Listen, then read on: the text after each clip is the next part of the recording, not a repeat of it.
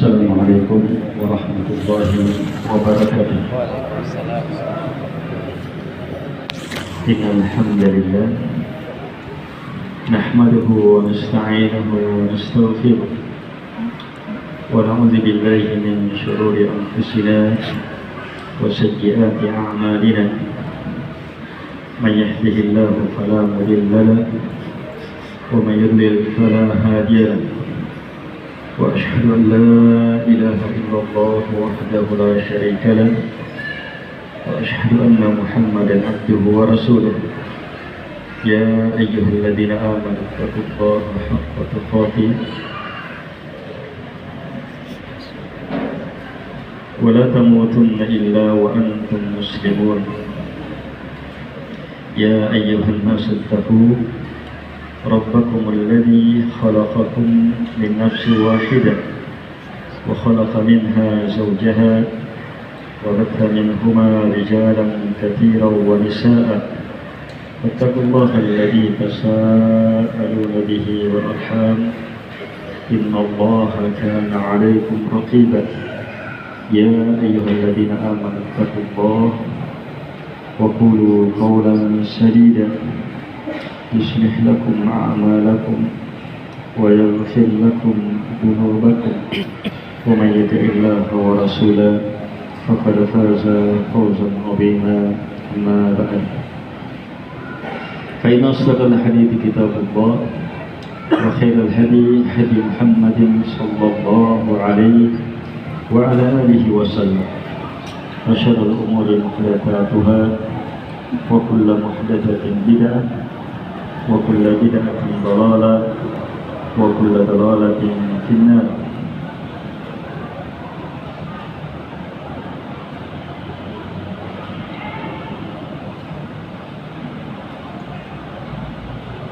Berkata Syekh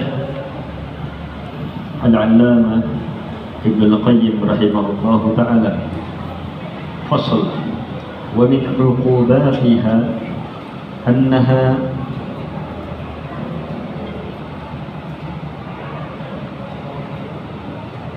tusallibu sahibaha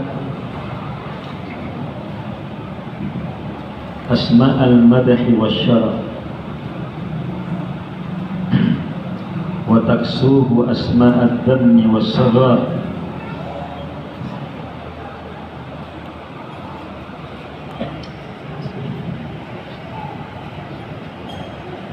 fatuslibuhu ismal mu'min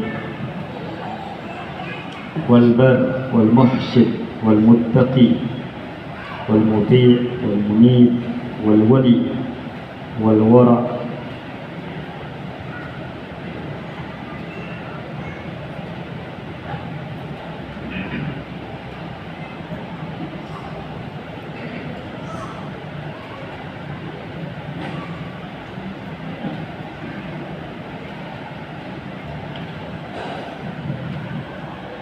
والمصلح والعابد والخائف والأواب والطيب والمرضي ونحوها.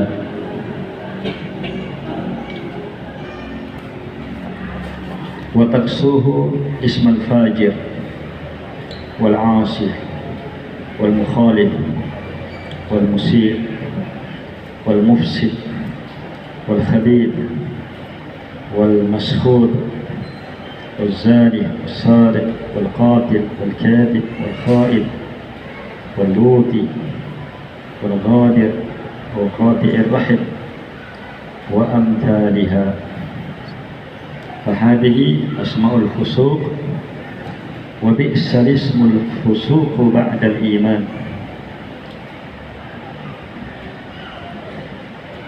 Baik, kata beliau rahimahullah ta'ala, fasal, uraian di antara akibat kengerian dari dosa-dosa maksiat adalah bahwa maksiat akan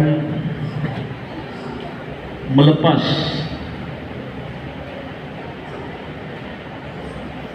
dari pelakunya nama-nama pujian, nama-nama kemuliaan, dan sekaligus melabelinya,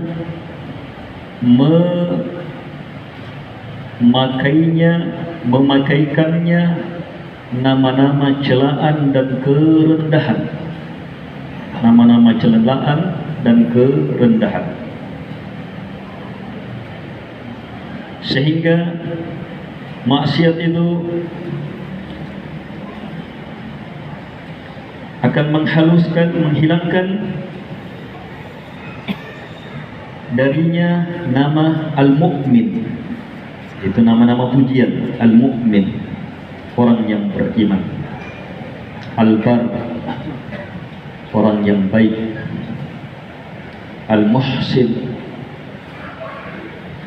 orang yang berbuat indah kebaikan.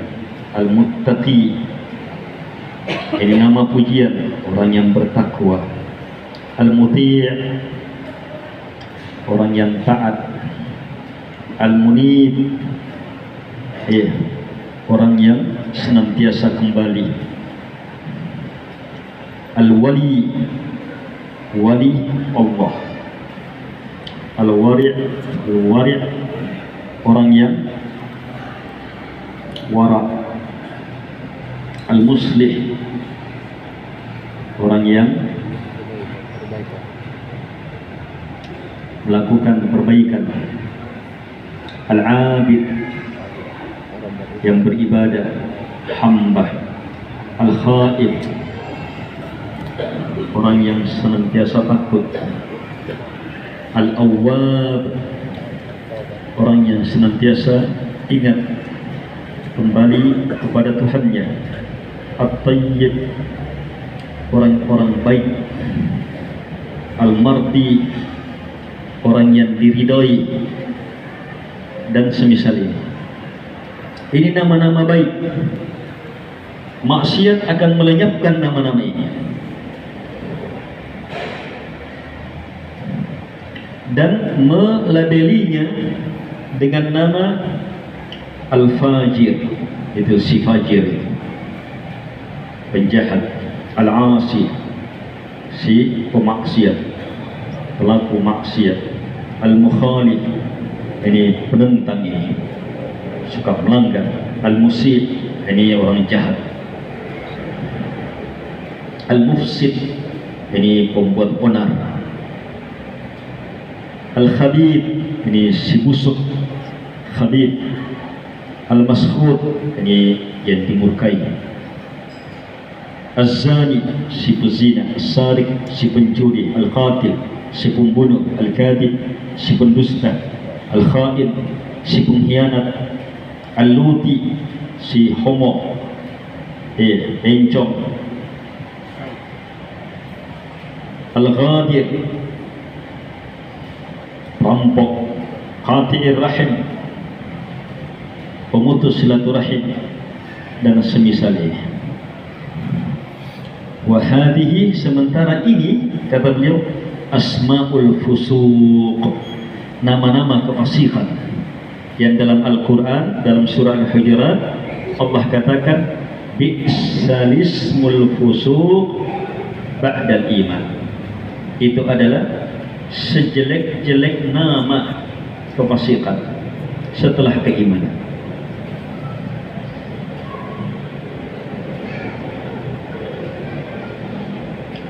Ini mengerikan maksiat itu. Ada orang rajin ke masjid, orang soleh, masya Allah, mengaji. Begitu terjatuh ke dalam maksiat, botol gitu, dilihat terang-terangan, langsung berubah, botol. Kalau sebelum tobat aja, langsung berubah, botol. Jadi nama-nama kemuliaan itu lenyap, berubah menjadi nama-nama rendah, hina.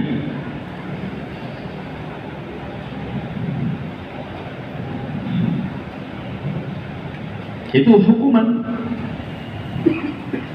dari maksiat.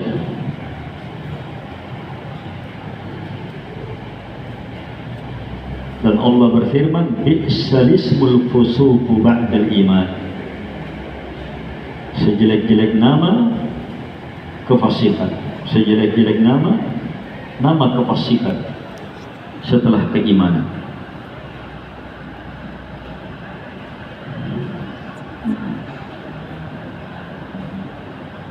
Cermati nama-nama baik yang beliau sebutkan. Al-Mu'min.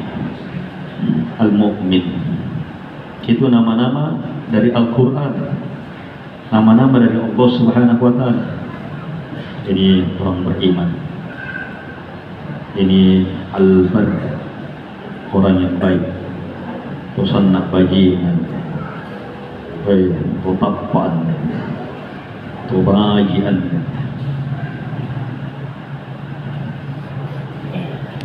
Itu kalimat-kalimat orang pengasih. Ini orang indah perbuatan. Ini orang ini. Kalimat-kalimat itu ikut dalam ketaatan. Orang yang melakukan ketaatan tidak mencari pujian. Tetapi itulah anugerah ketaatan. Pasti ikut itu namanya. Dan pembahasan sebelumnya apa? Ketaatan mengangkat. Wa rafa'na laka dzikr, akan terangkat. Semakin kuat mengikuti Nabi SAW akan semakin terangkat pula.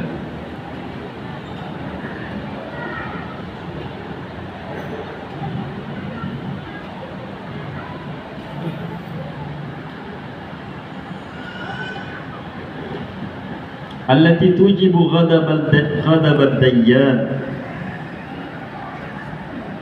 wa dukhulun niran. Baik, wa dukhulan niran wa 'aishal khizyi wal hawan. Yang mana nama-nama rusak ini, nama-nama kefasikan ini, nama-nama rendah dan hina ini mengharuskan murka dari Allah Subhanahu wa Ta'ala yang Maha membalas, mengharuskan masuk ke dalam neraka, mengharuskan hidup rendah dan hina. Itu kalau sudah dilabeli, dia menjadi pelaku maksiat dan sudah dikenal di situ, pakai label itu sudah. Hai palukan. Sudah nama itu, itu akan membuat sengsara dia. Dia sementara mengurus pekerjaan, hai palukan. Sudah. Biar berkasnya itu bagus berkasnya. Tapi sampai label itu palukan, hilang. Itu efek di dunia. Terus bagaimana kalau nama itu masuk di alam kubur? Malaikat taunya, hai palukan, hai tayang beras.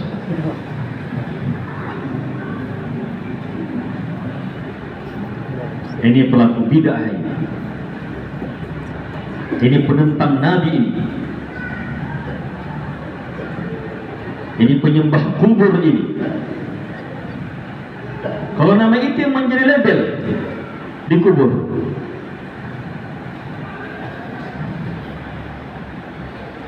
di dunia mungkin masih mending, bisa dilakukan usaha. Namanya jelek, buat bagaimana supaya bersih lagi namanya.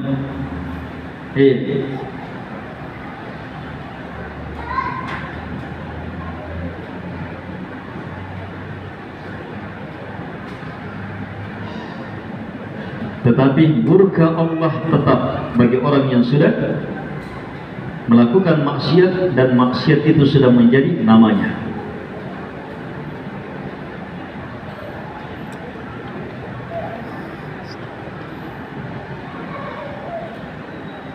Sementara nama yang satu, wa tilka asma tujibu ridar rahman wa dukhulal jinan wa tujibu syarafal musamma biha ada sairi nawa'il insan.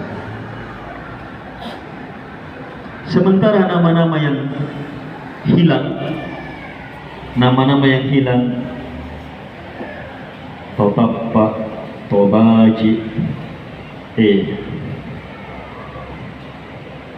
orang sholat, rajin berpuasa, suka melakukan kebaikan, muslih, dan seterusnya. Ini nama-nama ini nama yang mengharuskan ridho dari Ar-Rahman, keridaan Allah Subhanahu wa Ta'ala.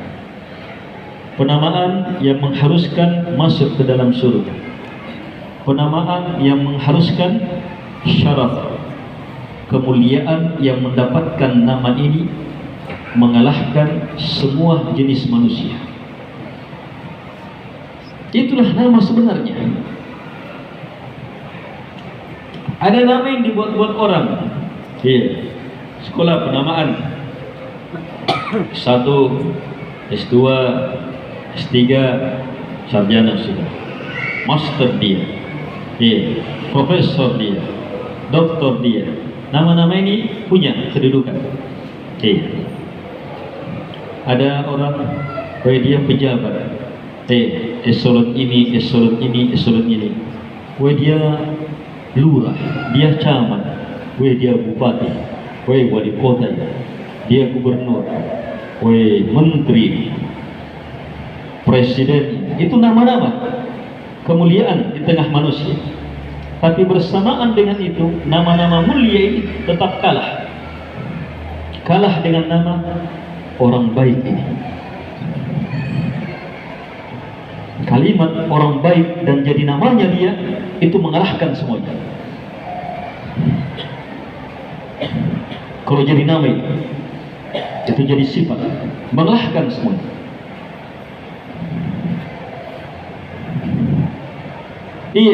Biar menteri tapi ada labelnya. Ada labelnya. Pabotor. Sudah. Menteri tapi ada labelnya. Pabotor. Ada menteri tapi pecandu. Jatuh. Itu di dunia.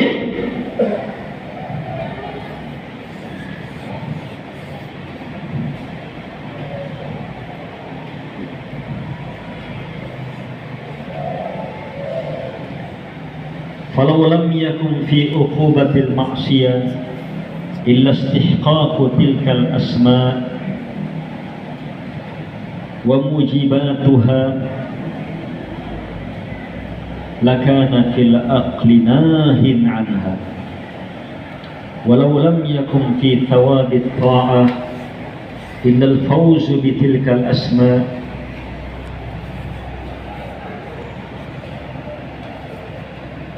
wa mujibatiha lakana fil aqli amirun biha walakin la mani'a lima a'ta Allah wa la mu'tiya lima mana' wa la muqarriba liman ba'ad wa la mub'ida liman qarrab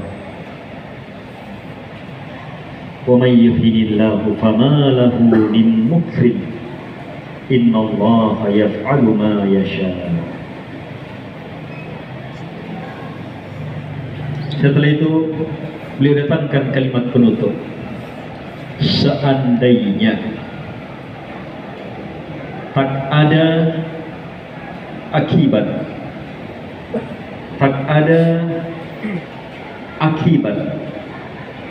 dari dosa kecuali pastinya nama-nama ini menempel padanya dan keharusannya menimpa dia, maka cukup hal itu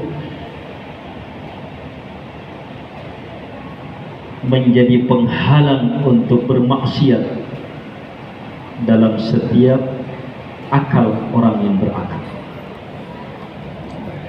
Kalau dia punya akal, yang itu sudah jamaah buya masalah. Itu akal yang main itu. Kalau punya akal, maka cukup akibat ini akan pasti muncul dalam akal. Jadi penghalang. Itu sifat akal.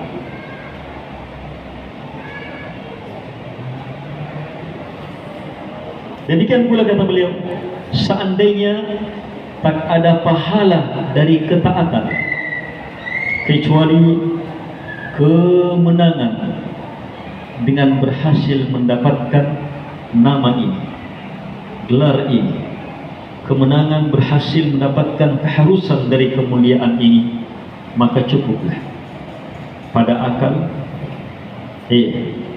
cukup, pasti akan muncul pada akal perintah, dorongan untuk melakukan taat. Sampaian deh. Punatina sampaian tawai.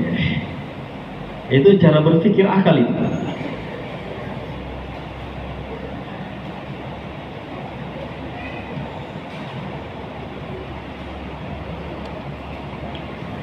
Hanya saja kata beliau, la mani alima a'tallah. Tidak ada yang bisa halangi apapun yang Allah beri. Sebagaimana tidak ada yang bisa memberi apa yang Allah halangi. Tak ada yang bisa mendekat mereka yang Allah jauhkan. Tak ada yang bisa menjauhkan mereka yang Allah dekatkan. Berarti apa ini? Upaya manusia melakukan ketaatan, meraih kemuliaan ini hanyalah dengan hidayah, pemberian dari Allah Subhanahu wa ta'ala.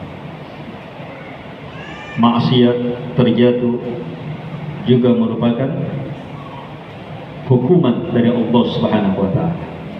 Kalau Allah muliakan pasti mulia, kalau Allah rendahkan pasti rendah.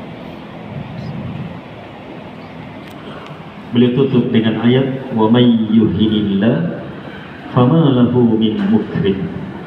Siapapun yuhinillah, yang Allah hinakan, yang Allah rendahkan, fama lahu min mukrim, maka tidak ada untuknya satupun mukrim yang bisa memuliakannya. Innallaha yaf'alu ma yasha.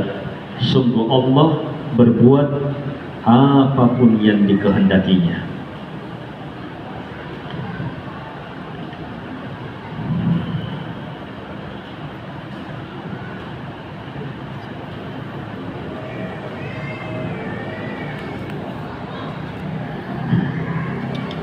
Baik, lanjut. Kata beliau rahimahullahu ta'ala, fasal. Ayat yang terakhir yang beliau sebut itu, beliau sebut dalam beberapa fasal sebagai pendalilan.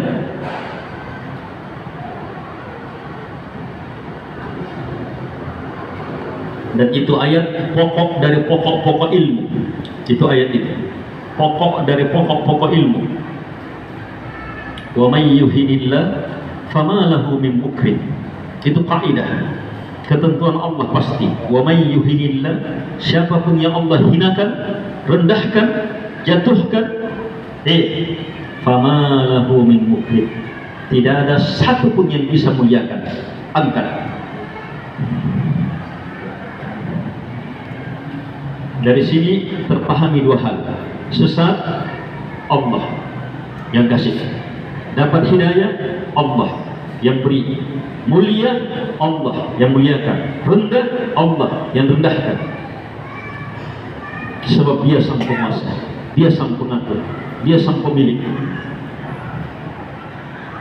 Harus tunduk terhadap ketentuannya. Tapi hal yang kedua, jangan pisahkan. Yang kedua, Allah muliakan mereka yang menempuh jalan-jalan yang Allah paparkan, hamparkan untuk meraih kemuliaan. Allah hinakan, Allah sesatkan mereka yang menempuh jalan-jalan yang Allah telah ingatkan bahwa ini akan menyesatkan, menghinakan kamu. Sehingga Allah sesatkan adil, Allah muliakan karena keutamaannya. Sehingga apapun ketentuan Allah, menyesatkan atau memberi hidayah, maka apa? Allah tetap mulia. Hukum Allah tetap mulia.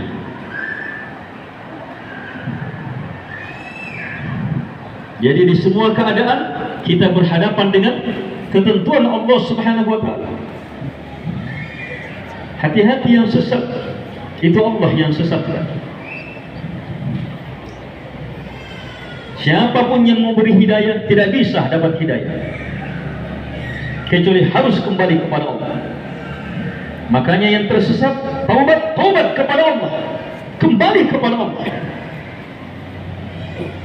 Yang dapat hidayah, dapat kemuliaan, kembali kepada Allah, bersyukur kepadanya, sebab Allah yang kasih itu, Allah yang beri, sehingga semakin terjaga.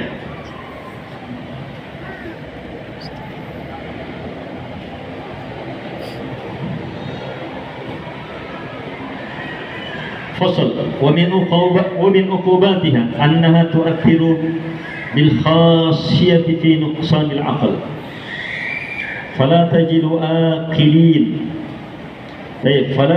آقلين أحدهما مطيع لله والآخر عاصٍ إلا وعقل المطيع منهما أوفر وأكمل وفكره أصح ورأيه أسد والصواب قريب. ولهذا تجد خطاب القرآن إنما هو مع أولي العقول والألباب كقوله تعالى واتقوني يا أولي الألباب فاتقوا الله يا أولي الألباب الذين آمنوا وقوله وما يذكر إلا أولو الألباب ونظائر ذلك كثيرا. وكيف يكون عاقلا وافر العقل من يعصي من هو في قبضته وفي داره وهو يعلم أنه يراه ويشاهد فيعصيه وهو بعينه غير متوار عنه ويستعين بنعمه على مساخطه ويستدعي كل وقت غضبه عليه ولعنته له وإبعاده من قربه وطرده من بابه عن بابه وإعراضه عنه وخذلانه له والتخلية بينه وبين نفسه وعدوه وسقوطه من عينه وحرمانه روح رضاه وحبه وقرة العين بقربه والفوز بجواره والنظر إلى وجهه في زمرة أوليائه إلى أضعاف ذلك من كرامة أهل الطاعة وأضعاف ذلك من عقوبات أهل المعصية فيؤقلم لمن آثر لذة الساعة ويوم أو دهر ثم ينقضي كأنها حلم لم يكن وعلى هذا النعيم المقيم والفوز العظيم بل هو سعادة الدنيا والآخرة فلولا العقل التي تقوم به عليه الحجة لكان بمنزلة المجانين بل قد يكون المجانين أحسن حالا منه وأسلم عاقبة فهذا من هذا الوجه. Baik, kembali dulu. Kata beliau rahimahullahu taala, fasal, uraian baru. Dan di antara akibat dari maksiat adalah bahwa maksiat akan memberi akibat pengaruh yang sangat khusus dalam berkurangnya rendahnya akal seseorang.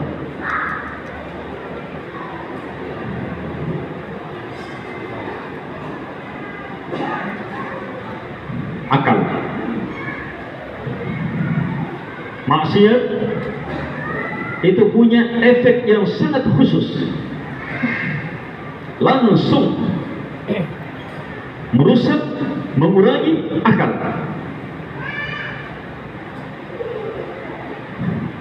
Sehingga kata beliau, kamu tidak akan menjumpai dua orang yang berakal. Ini dua-duanya berakal. orang berakal semua, pandai, pintar, tahu apa yang harus dilakukan. Secara umum orang lihat berakal.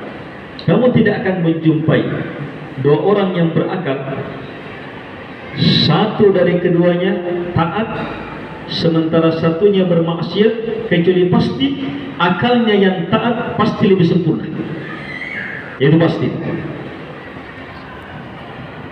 Pasti lebih penuh, pikirannya pasti lebih benar, pendapatnya pasti lebih kuat, kebenaran pasti akan bersama dia.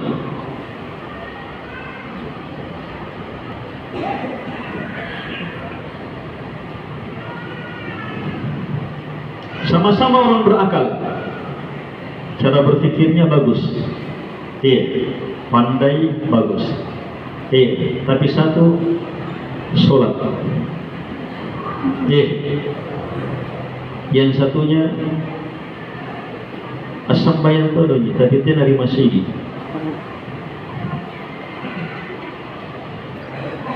Maksiat, ini maksiat, tidak seberapa dibandingkan dengan maksiat meninggalkan sholat. Tapi yang ini saja yang dicontohkan ini, itu sudah memberi pengaruh perbedaan besar. Itu pasti. Yang berakal, yang sholat, itu cara berpikirnya lebih jeli, lebih tepat.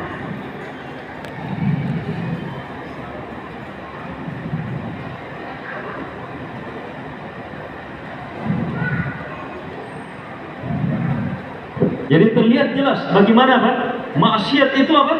Memberi efek langsung berkurangnya akal. Dalam contoh ini, walihada, karena itulah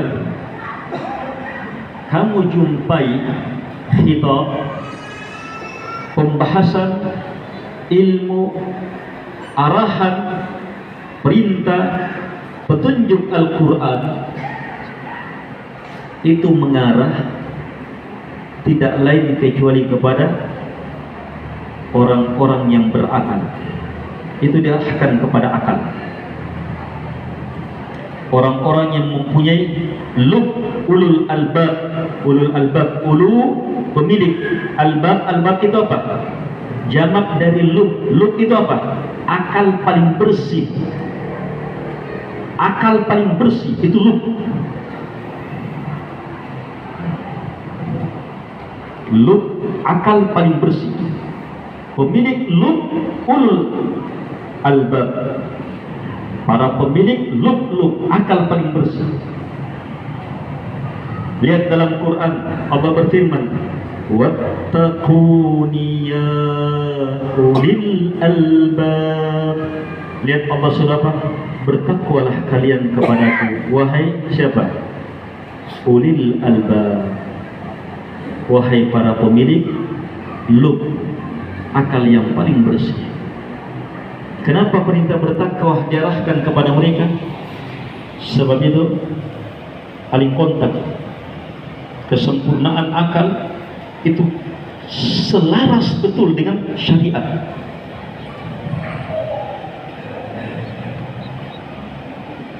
Selaras betul dengan syariat, sejalan betul dengan firman-firman Allah Subhanahu wa taala. Dalam ayat yang lain, fattaqullaha ya ulil albabil ladina amanu. Bertakwalah kalian kepada Allah, wahai siapa? Ulil albab, para pemilik lub, akal yang paling bersih. Siapa mereka? Alladina amanu, orang-orang yang beriman. Dalam ayat yang lain Allah Subhanahu wa taala berfirman, wa ma yadzakkar, tidak ada yang akan sadar, tidak ada yang bisa mengambil pelajaran illa kecuali ulul albab, orang-orang yang diberi lub, akal paling sehat. Jadi pemilik akal sehat itu apa? Sadar. Pemilik akal sehat itu apa? Terhadap perintah, larangan kental betul, kuat betul. Nah, dari sini beliau memahamkan kepada kita bahwa maksiat itu betul-betul masuk, menghantam betul akal, merusak betul akal. Terlepas besar kecilnya maksiat, semakin besar, semakin hancur itu akal.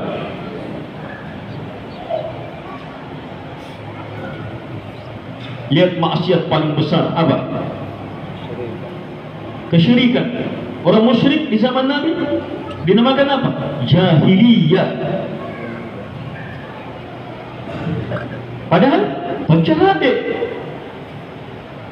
Orang musyrikin di zaman Nabi ahli strategi, ahli perdagangan. Masih ada sisa-sisa ajaran Nabi Ibrahim. Mereka memuliakan tamu. Tapi bersama dengan itu dihukumi oleh Allah apa? Jahiliyah, bodoh betul. Kenapa? Maksiat besar menghantam. Mereka terima kesyirikan.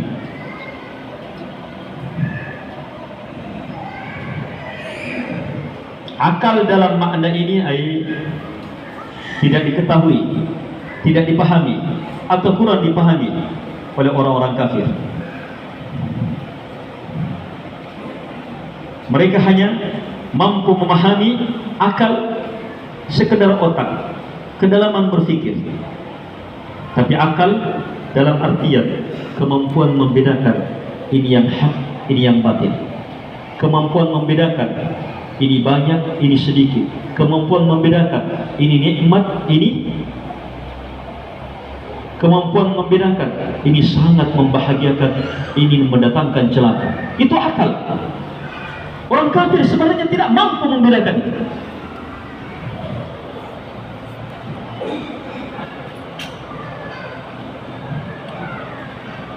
Yang bisa ini ulul albab. Ulul albab itu apa? Sifat orang beriman, sifat orang yang taat.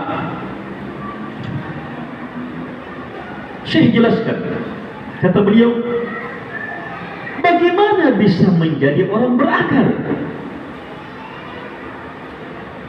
Luas akalnya, sementara dia bermaksiat kepada dia yang mana dia dalam genggamannya. Dia berada dalam tempat Allah, bumi Allah. Dia bermaksiat kepada dia Allah yang betul-betul tahu dia, melihat dia, menyaksikan dia, dan dia bermaksiat kepada Allah. Bisa berakal? Itu sifat akal. Lihat akal, lihat akal ini.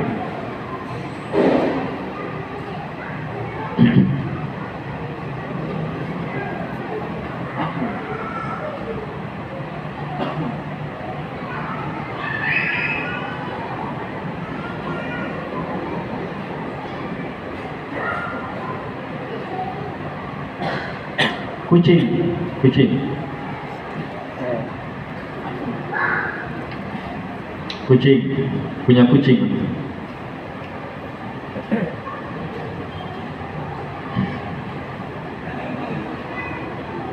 Ini binatang ya, akal pada binatang.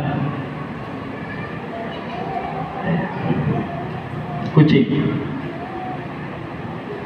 Ada kucing berakal, pintar, berakal, pintar. Sudah dilatih. Makan sama tuannya, dia tidak mau mendekat kecuali setelah dikasih. Bisa banyak.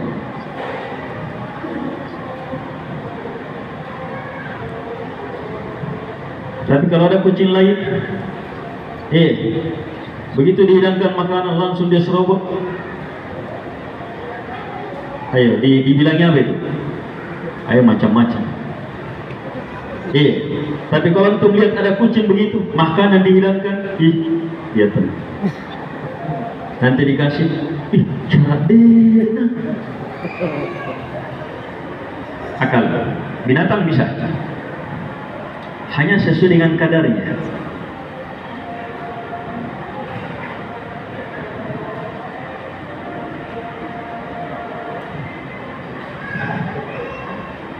Ikan hiu, binatang buas. Ikan hiu pemangsa. Dapat ikan lain, pasti dia hantam, dia makan. Apalagi punah lapar, cipur-cipuruk. Dia dilepas bersama dengan lumba-lumba atau ikan apa, hanya dilepas pakai kaca. Tempat lumba-lumba ini dalam kaca, sangat halus kacanya, tidak terlihat, sangat bening. Ikan hiu masuk, lapar-laparnya, dia hantam. Setiap dia hantam, dia menghantam sesuatu. Sebabkah dia dihantam?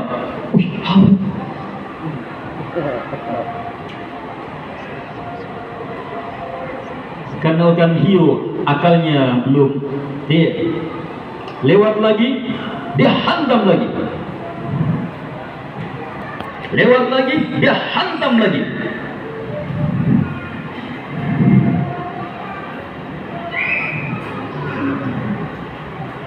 Ini binatang buas ini. Tetap ada batasnya. Ada batasnya, dia tidak berani hantam binatang itu. Dia sudah rasakan, setiap dia hantam yang ini, pasti dia terhantam.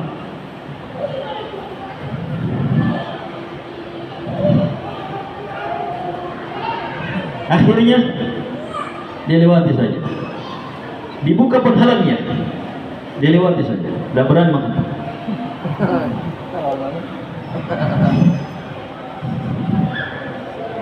Itu banyak seperti itu. Binatang bisa, anjing bisa dilatih, harimau bisa dilatih.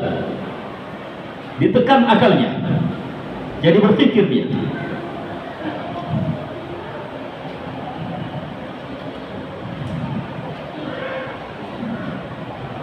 Baik, manusia.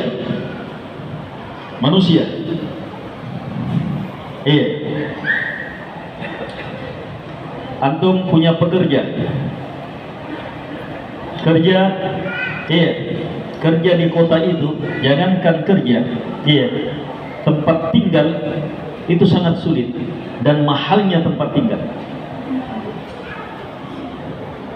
Mahalnya tempat tinggal. Tapi antum orang baik, ambil pekerja dari sini, dari sini, dari sini. Antum kasih tempat tinggal. Oh ya, kasih tempat tinggal. Dikasih makan lagi. Kasih kerja, dikasih gaji. Tapi antum punya aturan. Antum punya aturan. Aturannya satu, tidak boleh melakukan A. Kapan melakukan A, maka tidak dapat makan, masih bisa tinggal. Makanya cari sendiri. Aturan kedua, harus melakukan ini. Kalau tidak lakukan itu, maka gajinya dipotong. Aturan ketiga, tidak boleh melakukan ini. Kapan melanggar, maka dikeluarkan.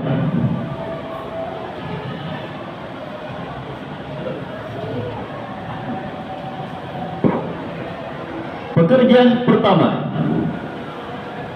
dia pahami,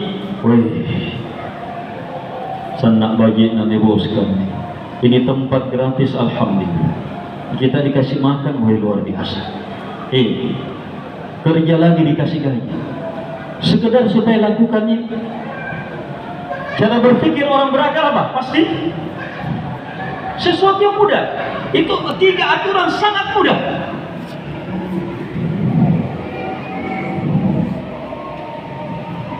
Tiga aturan sangat mudah.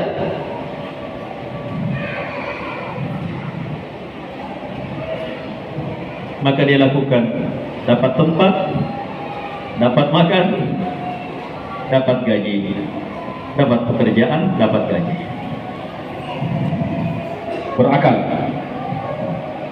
Tapi ada orang gunung dipanggil juga masuk. Iya. Orang kota juga seperti itu. Panggil masuk kerja. Tidak boleh begini aja. Dia tidak peduli itu aturan. Dia tidak hargai ini bosnya. Dia tidak anggap ini bosnya. Dia tidak sadar balakna lain daripada. Tak sadar dia. Dan sari kanre. Tak sadar dia. Dan sari jama-jama.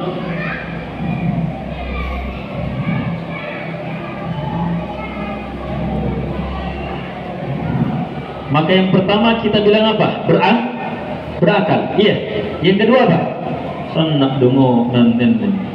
Kalau orang seperti ini dikeluarkan, tinggal bermasyarakat. Aman, enggak? Dungo, palang kemanto, bajinan kita wala. Ayo didampulin pun yang pantar. Sampai di rumahnya omeli semuanya. Itu apa itu? Itu diomeli dianggap sebagai orang bodoh, tidak berakal betul. Sekarang dengarkan ucapan Syekh. Lihat pelaku maksiat. Bagaimana bisa dianggap berakal? Luas akalnya. Sementara dia melanggar Allah, sementara dia dalam genggamannya Allah.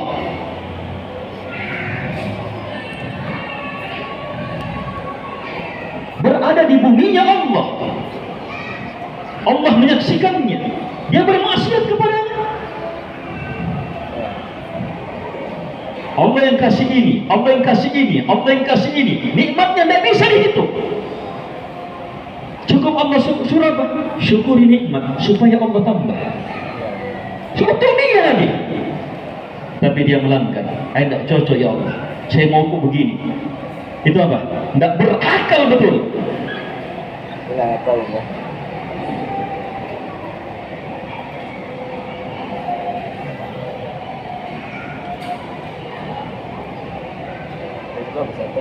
Ini makna yang ditekankan di sini.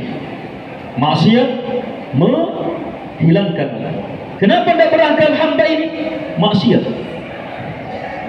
Maksiat yang dia lakukan, mengakibatkan apa? Akalnya berkurang.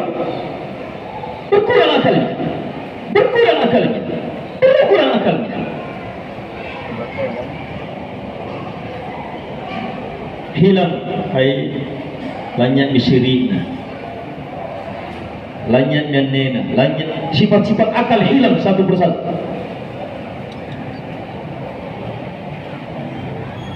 Ini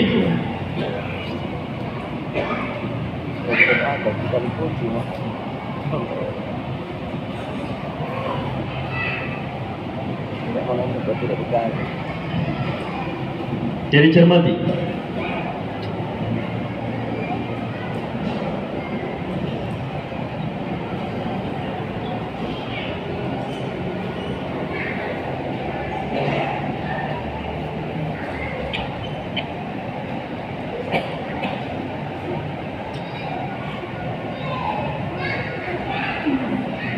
Jadi hal-hal seperti itu banyak. Ada orang punya mobil baru, nilainya 1 miliar. Kalau orang berakal apa? Dia pelihara, dia jaga, dia pelihara, dia jaga. Tapi banyak-banyak akalnya manusia dalam hal kantre-kantrean, syahwat, baru main akalnya. Mobil bernilai mahal dipelihara, dikasih selimut, dikasih selimut, dia jaga, dia pelihara, dia rawat. Kotor dia cuci, tidak tanggung-tanggung. 2 kali sehari dicuci.